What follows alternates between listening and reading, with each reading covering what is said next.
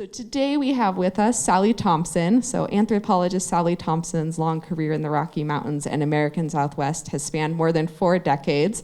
She received her PhD at the University of Colorado in 1980, and then she moved to Missoula. She's worked as an archaeologist, ethnohistorian, tribal consultant and collaborator, and filmmaker. She's published a monograph, numerous articles in professional journals, and books such as People Before the Park, Disturbing the Sleeping Buffalo, and her newest book, Black Robes Enter Coyotes World, which has been the recipient of the Big Sky Award from High Plains Book Awards and the Best Western Nonfiction from the Will Rogers Medallion Awards.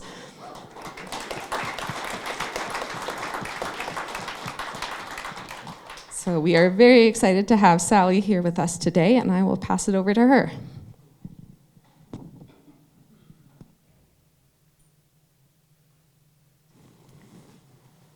And I'm going to move myself over a little bit. Is this good here? Okay. Well, it's really great to be back here almost exactly a year after my last visit. And I wrote this other book hoping I could do it at the new Historical Society building, and I'm so disappointed. Actually, that isn't how it all came to be, but it was a little strange to have 2 books come out in 1 year that were really written in a different time frame. But here we are. So, that's good. I've been giving a lot of talks. I kicked this one off almost a year ago at the Missoula Art Museum, and it was started with Johnny R. Lee reading the speech of Chief Charlo in 1876. That's the pivot point around which this book spins. And he read it in Salish. So people who came to that opening listened for 25 minutes to the Salish language in the homeland. And I think some people were, getting a little squirmy because they weren't sure what they were listening to, but most people told me they just fell into the cadence and realizing what an honor it was to listen to one of the last best speakers of that language. Whole new generation coming up, but they don't tell stories and speak it the way those born to it speak it. And it was a powerful moment, long moment. And I was a little antsy, of course, because I was worried that people were thinking this was too long. But then Martin Charlo, direct descendant of Chief Charlo, stood up and told what that speech had been. So we're going to talk about that tonight. After almost a year of giving talks, I've quit worrying about it. And I just hope that we're in conversation tonight. This is kind of stream of consciousness, but I'm going to tune into you, and feel free to kind of interrupt or interject, and then we'll certainly have time, last 15 minutes or something, for conversation. It's great to see some friends here. Thanks for coming, guys. I want to tell you a little bit about what came before my planning and why I came to even write this book. I met Father De Smet in the 1990s. I mean, not really, right? I met him in reading, and I was just obsessed. Reasons I can't explain. He and I have a lot in common. I kiddingly say maybe I'm De Smet reincarnated, because I followed all the same old trails. I'm obsessed with maps and map making, and I've worked with all the same tribal communities he did. So it's, anyway, I also feel like we share some qualities, some good, some questionable. He was driven, and that hasn't been one of my best qualities, but I certainly know it. I can tune everything else out when I'm obsessed with a topic. Some of you are nodding that you kind of can do that too. He manipulated situations to get his own way. Now that may be surprising to you, because most people who've written about Father De Smet have written, they're generally Catholics who really almost treat him like he should be a saint. He was an extraordinary man, not arguing that in any way, but he wasn't a perfect man by any means. And I really tried to understand him and think about it, both from his time, because we certainly have a different frame of reference today about what's what's the right way to be working with other people, groups of people, missionaries. So you have to take it in the context of the time. But I have been obsessed with him for a long time. And then I traveled even to Rome and to Belgium, to his hometown, all over North America, to archives that have his papers. So it's an obsession, right? And my family might have thought it was over the top, especially when I was spending Christmas with my daughters in Europe. And I said, you don't mind if I go to the Jesuit archives, do you? While we're here.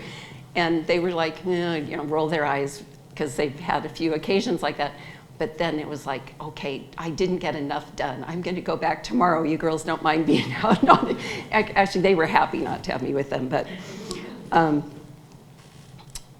I ended up writing a book, really a full manuscript, called Following Father De Smet Through Indian Country.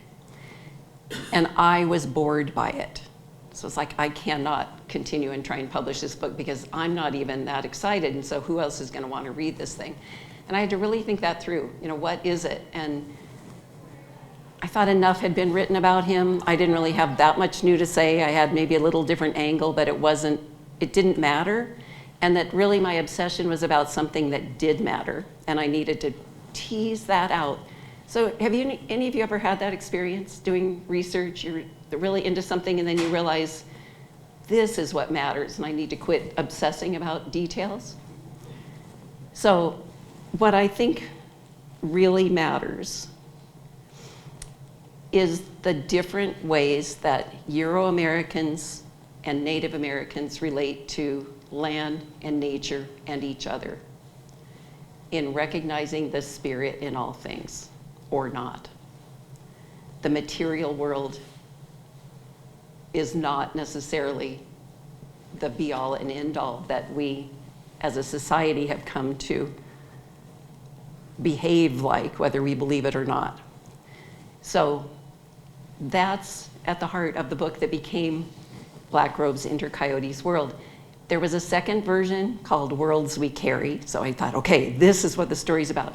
And that became really a whole nother manuscript. This book has been going up for a long, long time.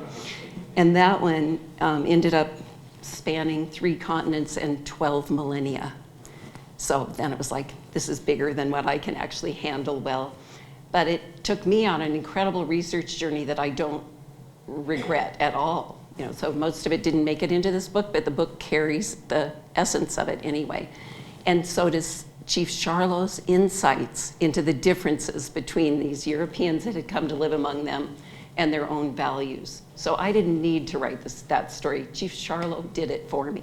So once I figured that out, I had the new book. And I want to thank the reviewers from Nebraska Press, because one of them said, having read Worlds We Carry, this is way too big. It's hard. It's a hard narrative to follow.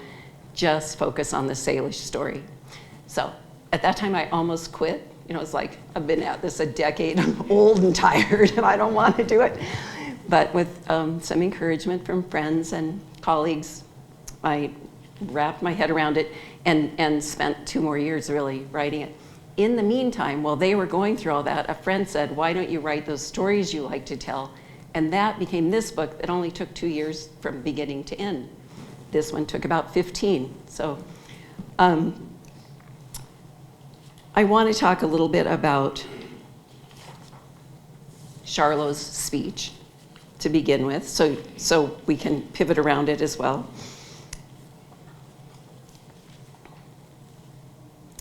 So I'm going to read from the introduction. Bitterroot Valley, Montana Territory, 1876. On a cold day in February, in the year of the nation's centennial, the mood among those gathered at the place of White Cottonwoods was far from celebratory.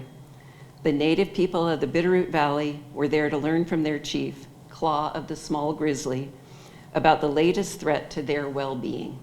Chief Charlo, as he was known to the white world, wanted his impoverished people to understand the property taxes about to be levied against them by the Missoula County Commission. On that crisp morning, heart as cold as the air, Charlo looked into the faces of his people and then to the snowy peaks beyond and took courage. He began, and his words were harsh. Yes, my people, the white man wants us to pay him. Charlo's voice carried through the hushed crowd. The white man says we must pay him for our own, for the things we have from our God and our forefathers, for things he never owned and never gave us. The chief thought back to the day that the white man first stepped foot onto their treasured homeland, reminding those gathered there of their shared history. So he goes on, and he talks about the history of their first encounter with Lewis and Clark, and how they took pity on them and gave them good horses so they could get across the mountains, and without their help, they would not have survived. He talks about when the Jesuits came and all they did to try and change them, and the stories they told that they wanted to have replacing their own stories. He talked about when the treaty makers came and the sacred contract that they had signed and yet had not merited, had not paid up what was due. So by 1876, the time of this speech, those families who remained in the Bitterroot Valley were really suffering. None of the treaty goods had come to them. They were surprised because the Blackfeet were getting the goods that were promised in the 1855 treaty, but for various reasons, the Salish were not getting what was promised them. And there'd been so much pressure to try and get them to move from the Bitterroot Valley, including a forged document by Garfield, who became president later, where Charlo had not signed, but the document arrived in DC with a forged X by his name. Charlo denied that he'd ever signed that, and yet all the white people that were moving in rapidly into their homeland just called him a liar and that he was now betraying the agreement that had been made. Eventually, the original document was found in the National Archives, and he was proven to be having been honest, but by then his reputation was pretty much ruined. So after he concluded his overview of the Salish history with Euro-Americans, his thoughts took a different turn. Every white person gathered there must have been astonished to hear what came next. The white man is his own snake, the chief declared, which he says stole on his mother in her own country to lie to her. Although the translation reported in the weekly Missoulian newspaper begs clarification, the words clearly alluded to Eve and the snake. Charlo went on to say that these Europeans, based on their own story, believed that man was rejected and cast off, in reference to the casting out of the first people from the Garden of Eden. The perceptive Salish chief had come to believe that the meanness and greed he experienced among Euro-Americans were rooted in their own creation story. These cast out, fallen people, orphans from another land with no sense of rooted belonging, had needs that could never be filled. That was what he had come to believe. The speech goes on, but in essence, it's his understanding that what they held dear, which was a covenant with the Creator. Creator had provided for their needs, and they had learned that the only way to succeed would be to be humble, grateful, and reciprocal. By taking care of those plants and animals that took care of them, they would all survive. And that was the covenant made at the beginning in their place. And indigenous people all over this world who haven't had to leave that place of creation hold to those values. And those of us descended from people who've moved not only from a place of origin, but across oceans to get to new places and then across continents to resettle somewhere else, have lost each step of the way. And that's what he then refers to as orphans whose needs will never be met, because those very fundamental needs are lacking. I'm really impressed that a man he was a child when the Jesuits arrived. He was about 10. And trying to write about him was a real challenge, because it's like he emerged out of the sea like Isis, is that who it was? Whichever Greek goddess it was, not Isis. There's nothing written about him. I found one fleeting reference to him before he becomes chief when he's 40 years old, when his father died in 1870. He's just not there. So I had to write about his early life in the context of the Salish people and their seasonal rounds and things we know about where they were based on somebody else's history, someone else in the community. But then, you know, he carries on his father's legacy as a diplomat, a peacemaker, in a time when warfare was the common response to Americans trying to take over lands. And so I wonder, you know, first of all, why has nobody else written about them? How big are the bookshelves for books written about Blackfeet, Lakota, Comanche, Apache, anybody who had famous warriors, right? We know their names, we've read often multiple books about the same people. And yet the Salish are kind of quietly minding their own business, and maybe because that's another value, that we value strong warrior culture. We just renamed our Department of Defense, Department of War. You know, and what we turn our eyes toward is what we see. And his father before him and Charlo dedicated their lives to a different value system and to not creating havoc and chaos, but to try and lead in a responsible way without harming people. So, does anybody have a comment before I kind of shift gears? That's the background to where we start. Okay. I had to weave together a story that it was a hard mix because of the timing of everything. So Charlo was a child. Victor is actually the contemporary, a little bit older than De Smet, but it wasn't easy because they didn't arrive at the same time to tell the story. So I wove together 3 threads that really create the context for the people we think of as the Bitterroot Salish, and the Jesuits,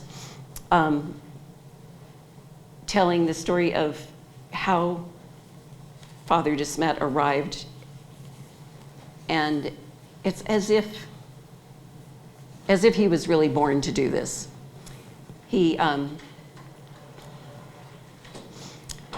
just going to actually read you a little bit about his background.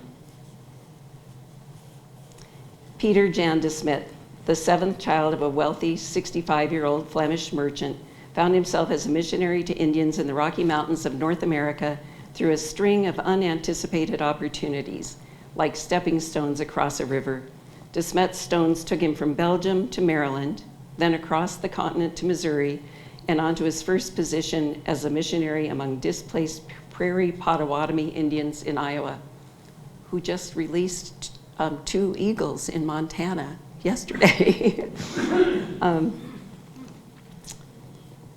There he had a strange encounter that would ultimately lead him to the life for which he must have felt destined. Peter grew up during a time of war when Napoleon's reach caused Belgium to be ping-ponged between monarchies and religions. The future Jesuit's childhood was colored by the sights and sounds of soldiers. When a neighbor opened the shutters on an upstairs window to encourage a breeze on a summer morning, she might have seen the neighborhood gang in the street below, with De Smet, the ringleader, directing the antics. His nickname of Samson suggests a young man of great strength. Although only 5 feet 7 inches tall, he was heavy, built like a bull, and loved rough and tumble sports. Quoting his sister, he was a kind of Hercules, a terror to his schoolfellow, impetuous in the extreme, disputatious. Kind of strange qualities for somebody who's going to grow up to be a famous Jesuit missionary.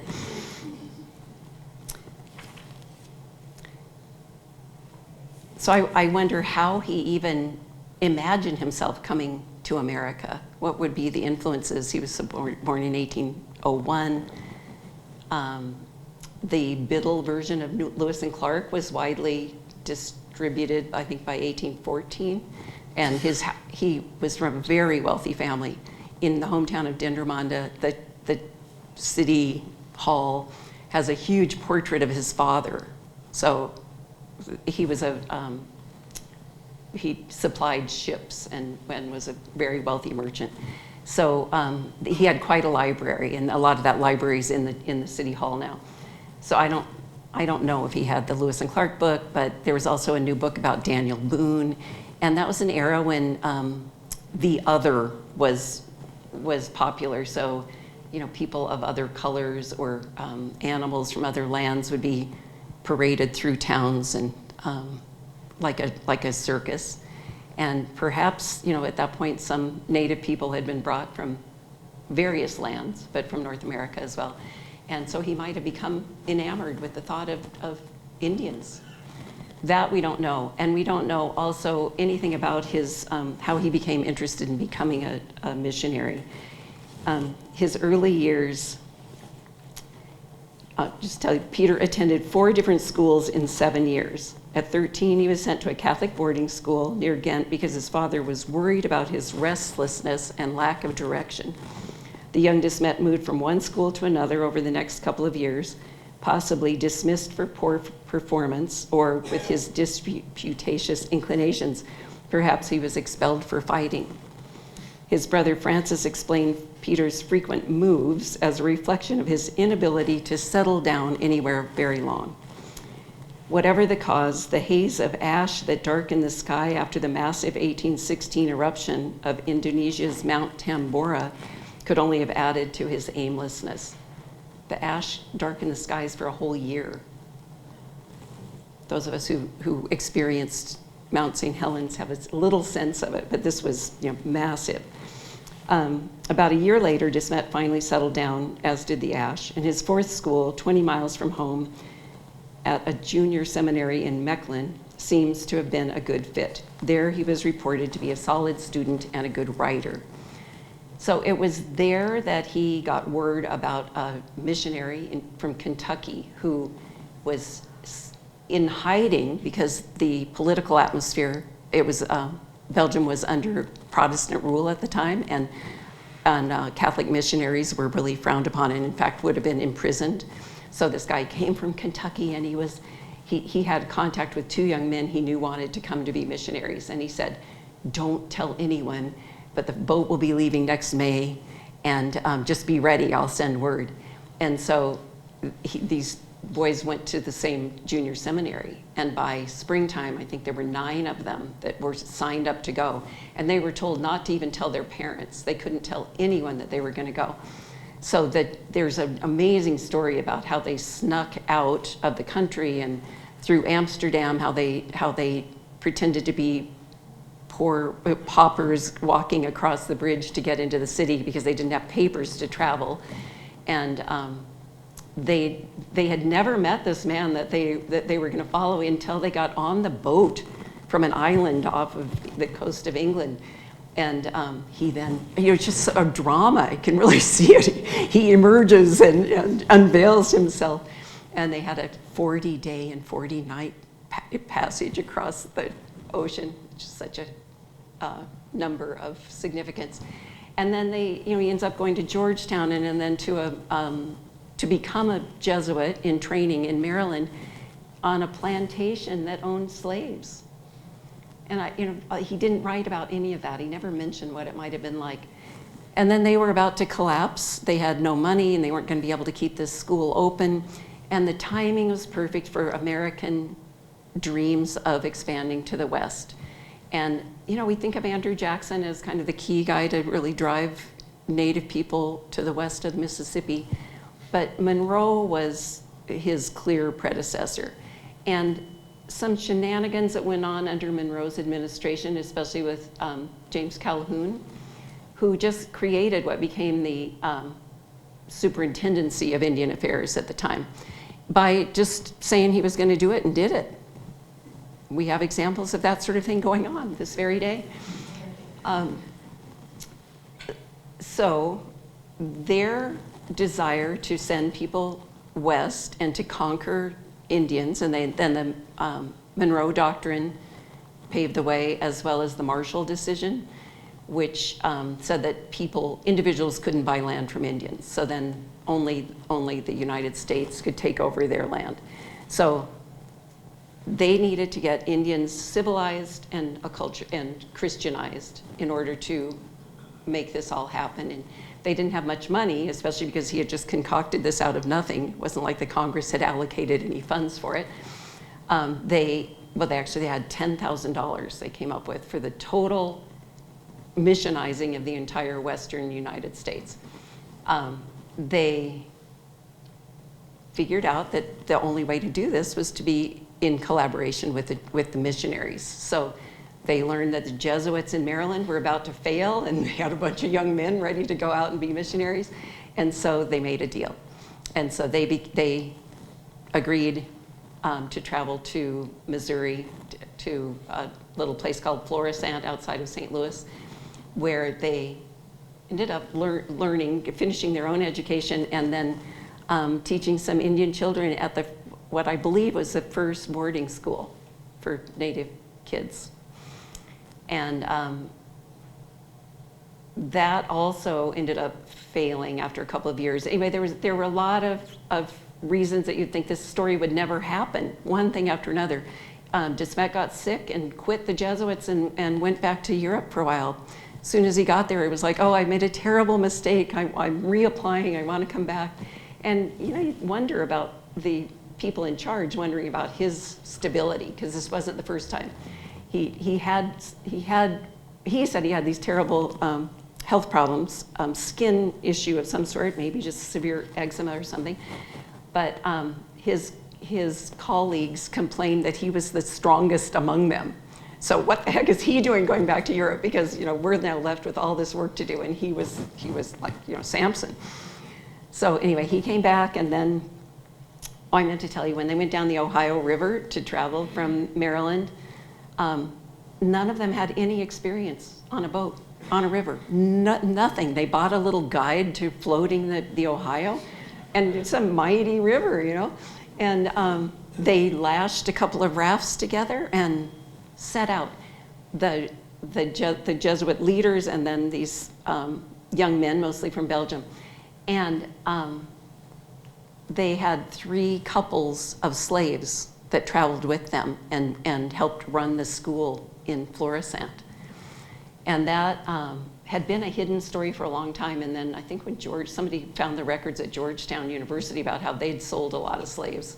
And then all these stories have come out, and people have been doing the research from St. Louis and finding family members, descendant, that are now revealing the stories about those people. It's a whole hidden side of this that I didn't learn until this had come out.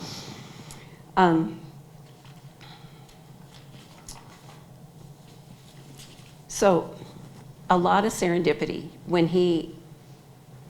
the school ended and he was in St. Council he got an opportunity to be a missionary to Indians for the first time. And he was sent to Council Bluffs, where the Prairie Potawatomi had been relocated for their second move for people from the Great Lakes. It was really a terrible refugee camp that was being heavily supplied with alcohol. So William Clark had been the first superintendent there out of St. Louis, and he was careful about what they sent up the river and did keep alcohol off those boats.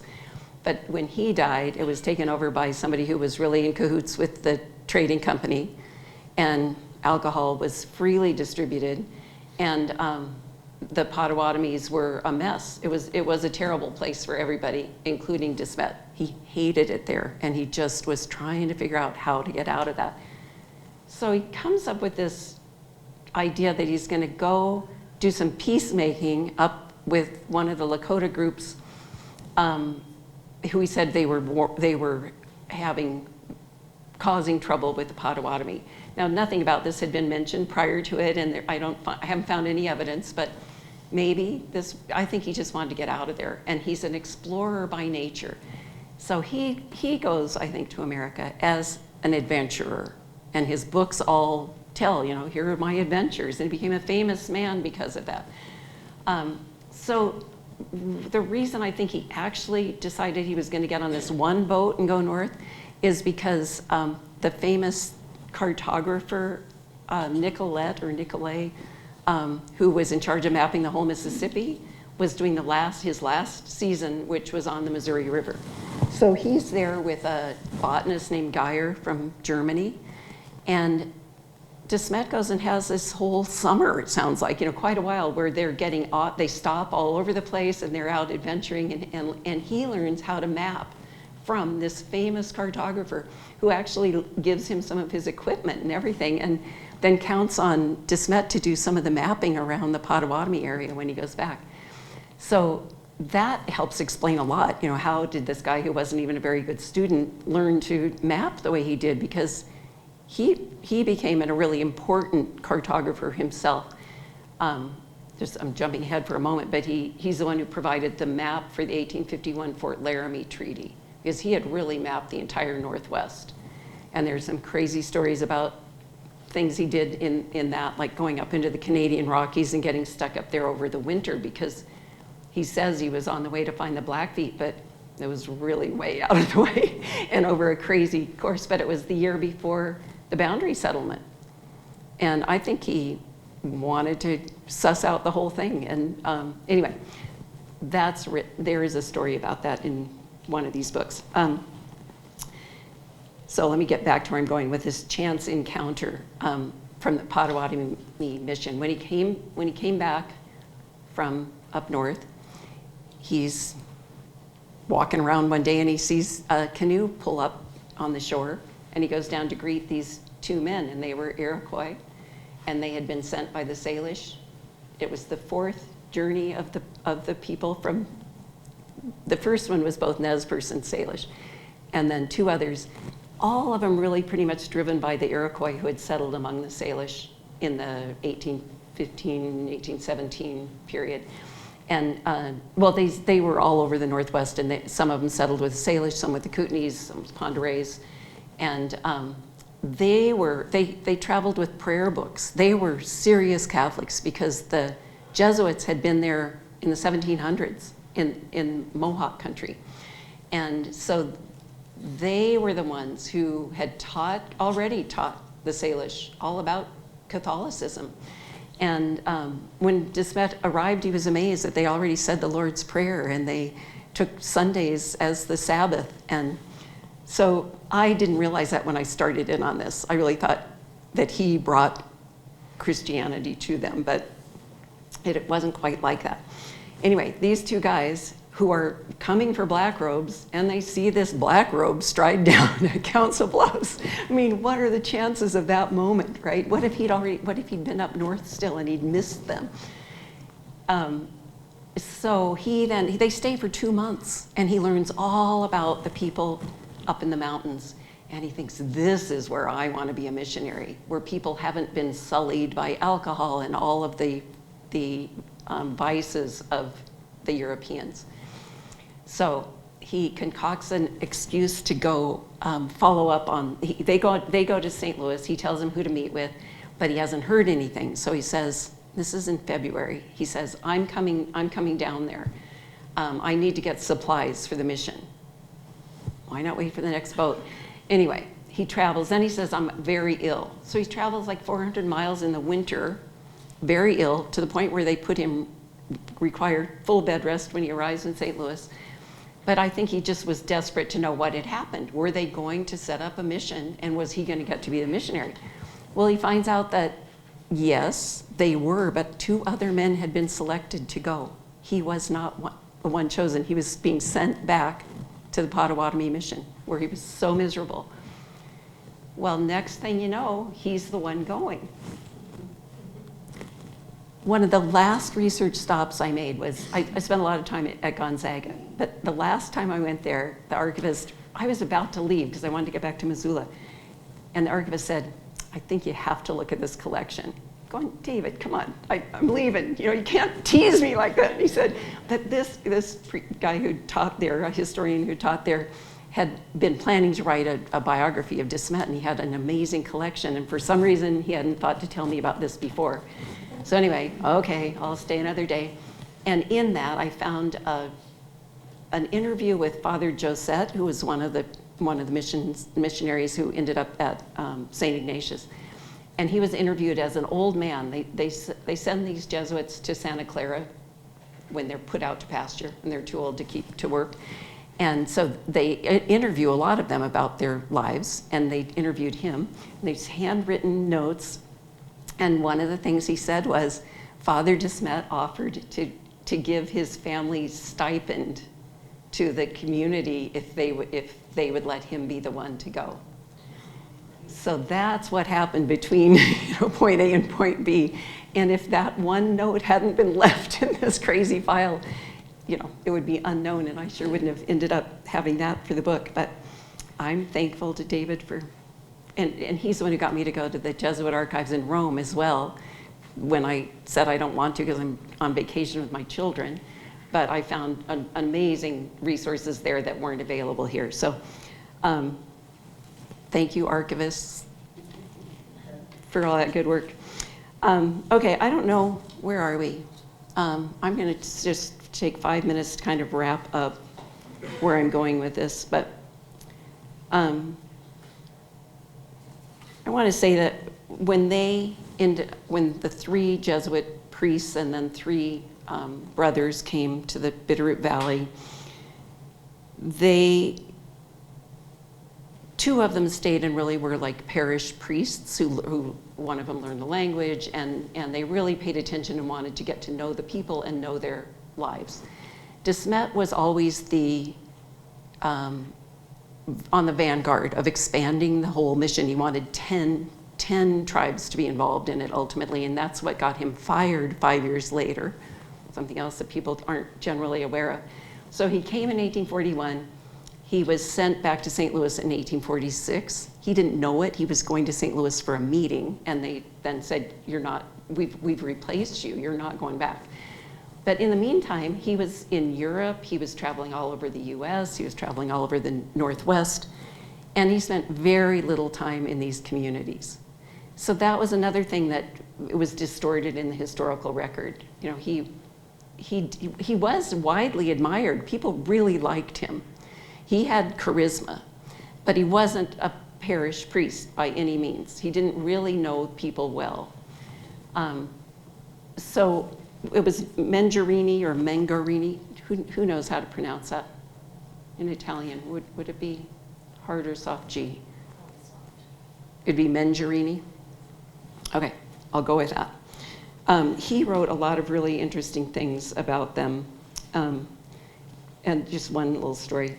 The Jesuits were confronted on more than one occasion with events that tested their view of how the world worked. One of these times was soon after their arrival, when the chief Big Face, Old Paul, a strong believer in the Catholic teachings, arrived at the priest's quarters full of anxiety about a disturbing incident. Through an interpreter, he relayed the particulars of a visitation from his guardian spirit that very morning. This helper had come when Paul had gone out to check on his horses. Someone had repeatedly called him by name, but he could not see anyone, so he continued his walk. Again, he heard someone calling his name. When he looked up, a crow was flying very close to him and said to him, "You are going to visit your horses, for you do not realize that at this very moment the Blackfeet are stealing your people's horses at Hellgate." This was a place at the east end of the Missoula Valley on the Clark Fork River, a frequent site of ambush. Old Paul took the warning seriously and hurried to tell the missionaries. These well-educated Europeans did not believe in talking birds, so they persuaded Old Paul not to give credence to the crow's ominous message. The next morning, however, the priests must have wondered when they received a report that indeed 23 Salish horses had been stolen in the Missoula Valley by Hellgate. Although Paul had renounced his spirit helper, the crow, at the time of his baptism, the crow apparently had not accepted the rejection. And there were a lot of incidents like that, and I think it's really interesting that the priest wrote them down because they're so counter to what their beliefs were and how hard they were working to quell any relationship to even from dreams or ghosts, and I find myself always pondering how the Bible is full of stories, dreamers and ghosts and angels, And why were those priests so adamantly opposed to anything that came through the spirit realm to these people, and shaming them for it? And the whole concept of shaming, I think I'll wrap up with this. It wasn't until I really delved into Maslow and his experience with the Siksika, the North Blackfoot people, where he realized that there was no shaming, or kids weren't made to feel guilty for making a mistake. They were just encouraged to go on a better path. And Maslow's observation was that without kind of a sky god and an afterlife being held out, you didn't have that kind of leverage. That you're going to go to hell if you don't watch out. So that's what these priests were also observing. People that treated each other with the respect of a full being, each and every one of us, and to be raised with that love and appreciation and trust that you are a good person and you're one of us. In the whole process of writing the book, I pondered these things deeply and still do, and I hope if you read it, you will as well, and think about our values today, what really matters now, because many important values are just going by the wayside.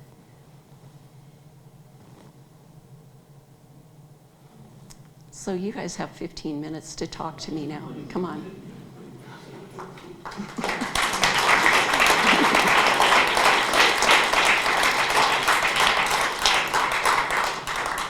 If you have a question or comment, please raise your hand. I'll come with the mic so that we can capture you on our recording.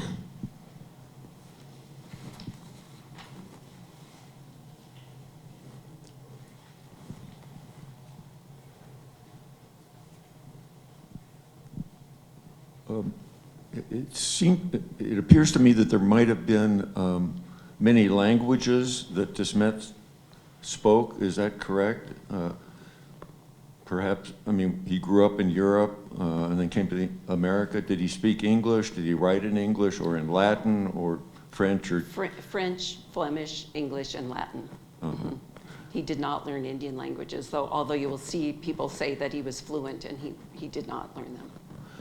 Did you have trouble accessing the materials that were in other languages? A scholar at the University of Montana translated Latin for me, and I had some colleagues work with the French as well. I could get the first round of it, but not, and especially also older French, right? 19th century was different. Yeah.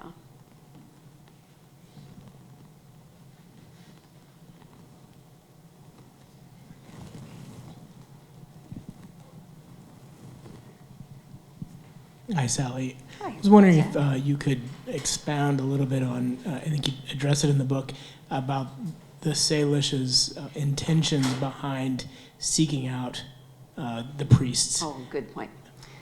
There were a lot of things I had to skip over, and and that's an important one. That the situation in the 1840s was very difficult. Fur traders described Salish camps as being mostly widows and children, that so many people died in warfare and disease in that era. And so they really welcomed those Iroquois men into the system, because they were really short on men. And even Paul, that guy that had his crow talking to him, I think he's the one that was Crow himself and had been an orphan adopted in. There were people from all over the place. Chief Charlo was half Nez Perce. There was a lot of mixing because people were kind of desperate. And so, because the Blackfeet were such a force in that era, they were looking for spiritual strength wherever they could find it. They were not looking to replace their way of life. So they don't call it religion, it's so built in, that spiritual connection, covenant with the Creator is their life. And so it wasn't like, now we're going to adopt these beliefs about a sky god and abandon all that. But it's powerful. These guys are powerful, right? And so this will just add to our ammunition, really. Thanks, Zach, for the question. Is that what you were looking for? Okay, good. Thanks, Sally. I thought that last part was just so engaging about, you know, without the sky god, they wouldn't have leverage. And at the beginning, when you said the thing about, who said the thing about orphans whose needs will never be met? Will you Chief just Charlo. expand? Okay, and just anything you would say, sort of tying that with what you just wrapped up with? Does that make any sense? I think he saw people coming and exploiting and destroying. I mean, for those of you familiar with what happened to fisheries on the Columbia River and the trees, you know, taking down those giants, that people whose lives, you know, went for thousands of years in a certain way and with a rhythm, and every year was the same, and you could kind of predict that the natural world was alive and well, and then you watch this vast destruction that you come to think, what is the matter with these people? And to him, I think about our perceptions, especially, you know, if you look at paintings and descriptions, we describe what's different. Even the names of tribal communities, they named each other what was different, right? So, you know, like canoe people, the lower Kootenays would be canoe people because people like the Blackfeet didn't even like to go on the water. So that would be a name you'd give. So it's how we're different. And that's what he was, I think, mostly aware of. He's looking at these people and thinking, why is it that no matter what we give them, here's this history? And that's why in that speech, we first gave the Lewis and Clark people horses and food, and then we let the Jesuits live here with us, and we sustained them. You know, the Jesuits hoped to create this kind of idyllic agricultural community that would be self-sustaining. And no way, you know, there was no way they could have, and in fact, they were starving. So it was the natives bringing bison back that fed the priests. But then once the treaties happened, and then one betrayal after another, so they'd had 20 solid years at the point when he gave that speech of people, and then lots of people moving in as soon as the treaty was ratified, even though that was, I didn't mention that was a provisional reservation in the 1855 treaty. For those of you who don't know, it wasn't just the Flathead Reservation. There was also this conditional reservation in the Bitterroot Valley, and it was to remain in their control until such time that the President of the United States conducted a survey and determined which place was better for them. And they trusted that the Bitterroot Valley was better for them, but the survey was never conducted. And so they kept saying, you can't tax us. This is our treaty guaranteed homeland. But people were moving in right and left and taking whatever they could. So take. And Charlo's like, we're sharing what we can. I want to tell a really quick story about him that tells so much about who they are compared to the people that they were dealing with. There were a few exceptions of people that he really treasured and trusted. And the priests that came in the 1860s were some of them, like Ravalli. But late in his life, when they had been moved in 1891, they got forced to move to the Flathead Reservation. And this is a story that came down, I learned it from a distant relative of Charlo's.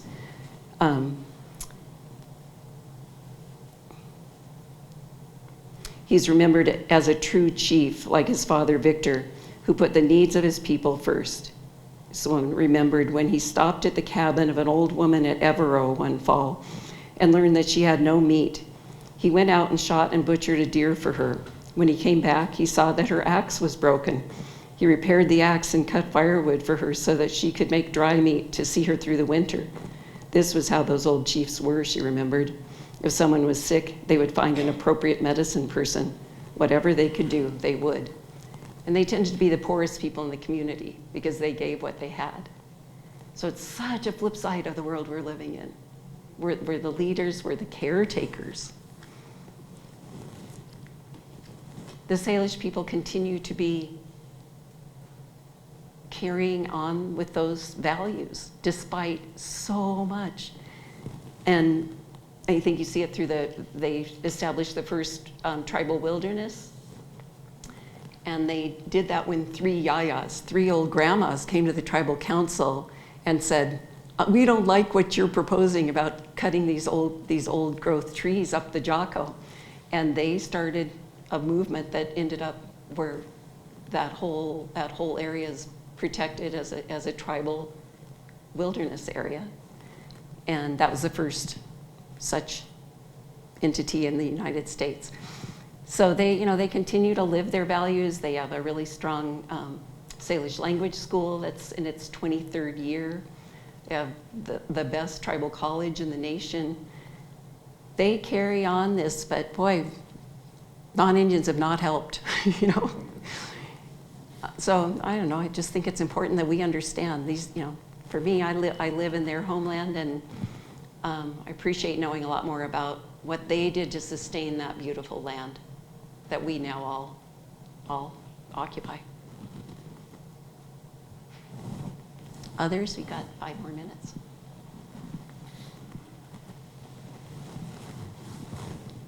So I'm curious, how did De Smet get the notoriety of being the establisher of these missions when other people had already been there? So just because of his charisma or whatever, and they all said, well, he's the guy we remember, or how did he become known for establishing these missions that he just came along?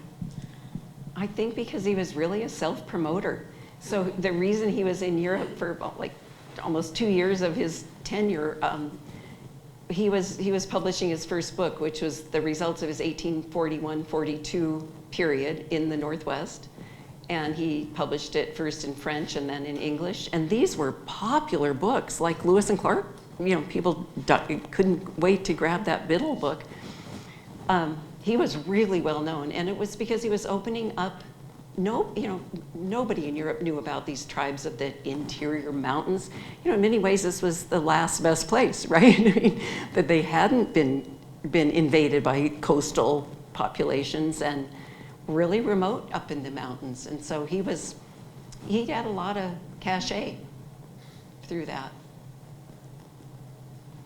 He ended up living the rest of his life in St. Louis, died in 1873, so before that speech. And one of his last wishes that he wrote to a friend in a letter is that he could actually come back to his dear Salish homeland and die among those people. Did De Smet spend much time in Wyoming? Because there's a Lake De Smet Right. down there. Fascinating, right? He traveled through Wyoming on his way, both in 1840 when he first came up to the rendezvous to meet and see if this would work, and then in 41 when they moved permanently into the area. But no, just traveling through, and I think just on those 2 occasions. Yeah. And he's very famous because of a mass that was held outside of Pinedale. There's a monument there and the history of it.